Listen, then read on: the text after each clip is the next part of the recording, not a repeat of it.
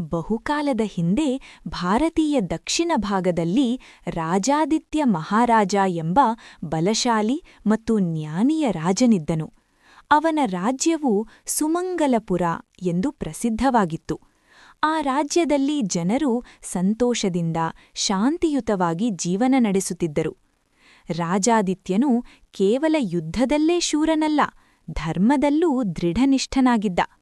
ಪ್ರತಿ ಬೆಳಗ್ಗೆ ಅವನು ದೇವಸ್ಥಾನಕ್ಕೆ ಹೋಗಿ ಪ್ರಾರ್ಥನೆ ಮಾಡಿ ನಂತರ ನ್ಯಾಯಾಲಯಕ್ಕೆ ತೆರಳಿ ಜನರ ಸಮಸ್ಯೆಗಳನ್ನು ಕೇಳುತ್ತಿದ್ದ.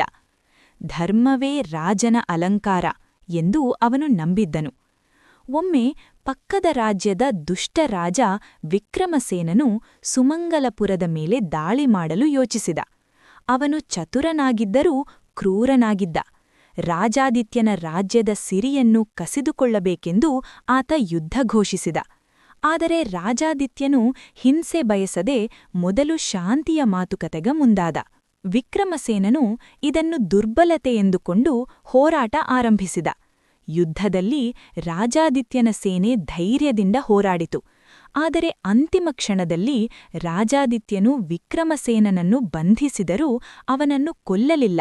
ಬದಲಾಗಿ ಅವನಿಗೆ ನೀರು, ಆಹಾರ ನೀಡಿ ರಾಜನು ಶತ್ರುವನ್ನು ಕ್ಷಮಿಸಬಲ್ಲವನೇ ಸತ್ಯಮಹಾರಾಜ ಎಂದು ಉಪದೇಶ ನೀಡಿದ. ಆ ಕ್ಷಮೆಯ ಬಲದಿಂದ ವಿಕ್ರಮಸೇನನ ಹೃದಯ ಬದಲಾಗಿದೆ. ಅವನು ಕೈಮುಗಿದು ರಾಜಾದಿತ್ಯನ ಪಾದಗಳ ಬಳಿ ಬಿದ್ದು ಶಾಂತಿಯ ಒಪ್ಪಂದ ಮಾಡಿಕೊಂಡನು. ಆ ದಿನದಿಂದ ಸುಮಂಗಲಪುರ